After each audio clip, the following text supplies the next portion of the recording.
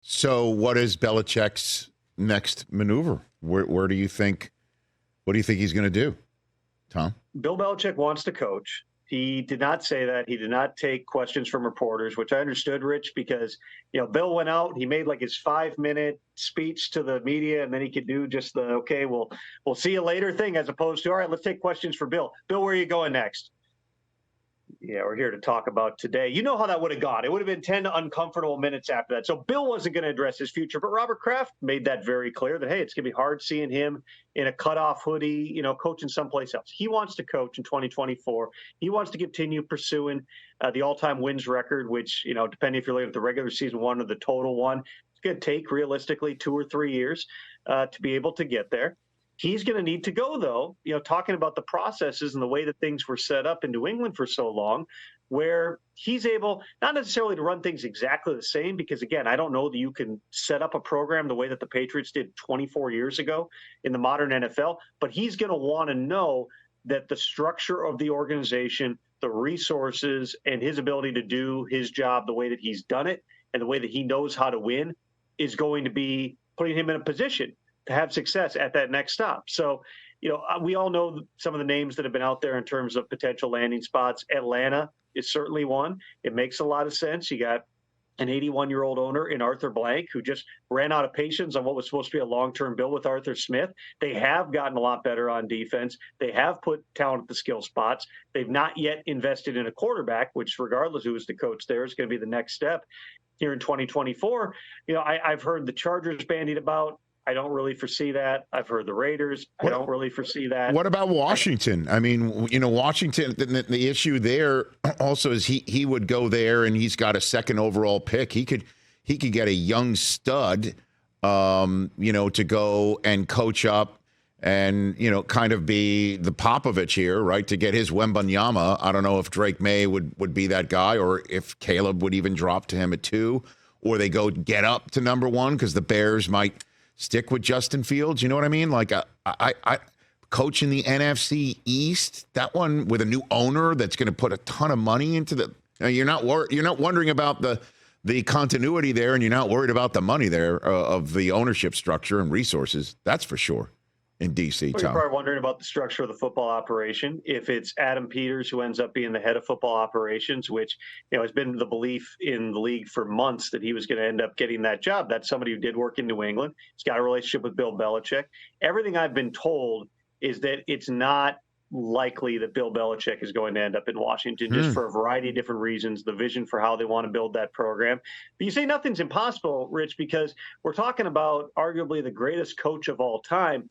Every owner should be looking at this and just going, okay, Bill Belichick's currently available. He's 72 years old. But do we need to think about this? Do we at least need to have a conversation about this? And I think that, while this press conference was going to happen at some point and all parties didn't want it to drag on, I certainly think from Bill Belichick's perspective, one thing he's going to want to do is see how these games go this weekend and see whether or not potentially something else could shake free. You're talking about better teams. If they're in the playoffs, they're probably closer to winning. I don't foresee Bill Belichick taking over a total rebuild operation, which is why I don't anticipate it being Washington. I don't really think it's Carolina. I think it's got to be a team that's a little bit closer here. You take nothing off the table, but Belichick's going to want to know, too, who am I working with?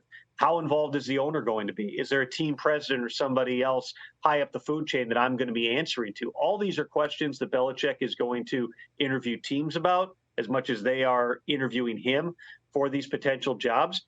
We'll see exactly what that ends up being. But again, you've got a lot of big names and a lot of moving parts in this entire thing. And there's also some teams that, knowing those new restrictions and the fact that you can't do in-person interviews with current NFL assistants until January 22nd, want to at least get a little bit further in this process before they decide to move forward. Though all you have to do, Rich, is interview a couple of minority coaches who are not currently employed, or college coaches, anyone other than NFL assistants. You could have fulfilled the Rooney Rule and then pounce on Belichick or Vrabel or one of these other guys right now. You made reference before that maybe Belichick is going to wait around to see the results of this weekend's Super Wild Card Weekend contests, and there's been one surprise after another, and that would be one last one for sure. Can you crystal ball or give me your 2 cents, however you're comfortable, as to which teams might actually have a result on Super Wild Card Weekend that would make them join the larger group of teams looking for a new head coach? Tom, give me that one. I would say this. I think we all know, Rich, which teams we feel like are far enough in with their current administrations or have had sufficient frustration throughout the course of the season that if they wash out in the first round of the playoffs, something is going to have to change. In places like Buffalo, that's pretty easy to see what potentially could change. They already had fired their offensive coordinator this year. They don't have a defensive coordinator. You can make a lot of changes in that regard. We know that there's intense scrutiny right now on the Eagles. They've already made a change in terms of who's calling the plays on defense. They quite possibly could be a change, and already has been collaboration in terms of who's calling the plays on offense. There's always going to be focus on the Dallas Cowboys, despite the fact that Mike McCarthy has to be sitting there going, what more do I have to do besides obviously winning playoff games? He's the first Cowboys coach ever to win 12 games in 3 consecutive seasons. He took over as the play caller, and they've gotten so much better on that side of the ball. He's put him in that position. But Rich, when it comes down to it, these are the biggest moments. These are the moments that can turn franchises' fortunes, and one bad bounce and you lose a bad game, or you just have a bad day at the office and things get away from you.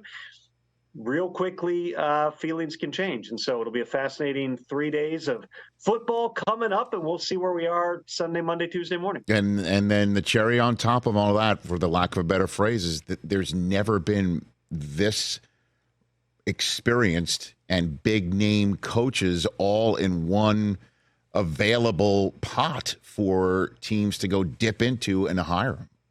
Belichick's available, Harbaugh's available, Vrabel's available, Pete Carroll is available. That is nuts, Tom, and I appreciate you going soup to nuts right here on the show, as always. Catch the Rich Eisen Show every single day on the Roku channel, 12 to 3 Eastern, for free.